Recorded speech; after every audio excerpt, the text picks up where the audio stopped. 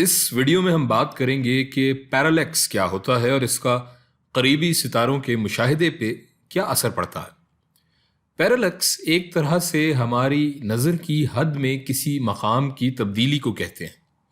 मिसाल के तौर पर अगर आप एक चलती गाड़ी से बाहर देखें तो काफ़ी चीज़ें जो आपसे कुछ फासले पे होंगी, आपको उनको देखकर लगेगा कि वो आपके साथ साथ चल रही हैं। हालांकि असल में ऐसा होता नहीं है। इसके साथ साथ जो आपकी गाड़ी के करीब होंगी अशिया, वो आपको लगेगा कि आपके साथ साथ चल रही हैं, तेज़ भाग रही हैं, और जैसे जैसे जो अशिया दूर होती जाएंगी वो आपको लगेगा कि कम रफ्तार पे मूव कर रही हैं, या जो बहुत ही दूर होंगी वो आपको लगेगा कि सिरे से मूव या हरकत कर ही नहीं रही हैं। सो अब देखते हैं कि ये पैरालैक्स सितारों के मुशाहिदे में क्या होता है।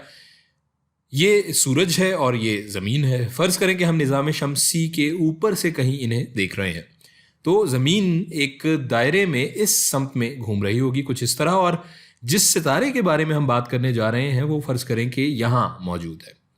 हम यहाँ हैं ज़मीन की सतह पर इक्वेटर के पास, और ये सितारा हमारे निज़ाम शमसी की सीध में कहीं है।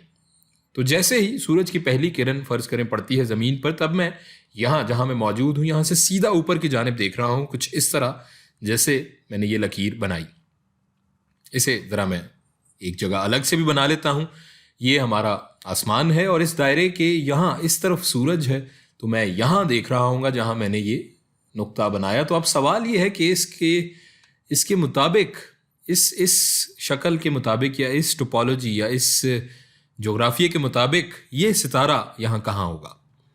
सूरज मेरी बाएं जानिब होगा यहाँ कहीं, और इस सितारे का मकाम मेरे बाएं जानिब ही होगा किसी जाविये पे, किसी एंगल पे, कुछ इस तरह से। इस जाविये को हम थीटा का नाम दे देते हैं। फ़र्ज़ करें कि 6 महीने गुजर गए और हम सूरज के दूसरी तरफ, ज़मीन घूम कर अपने मदार में सूरज के दूसरी तरफ आ गई, इसकी ऑपोजिट साइड पर। तो अब क्या होगा। हम जानते हैं कि ज़मीन इस तरह घूम रही है इस समत में, और जब जब सूरज गुरूब होने लगता है, या सूरज जब गुरूब होने लगेगा, तब हम ऊपर की जानिब आसमान में सीध में देखते हैं, उसी जगह से जहाँ हम पहले मौजूद थे ज़मीन पर, उस समत में जिसमें ये है लकीर मैंने बनाई। तो अब ये सितारा कहाँ होगा।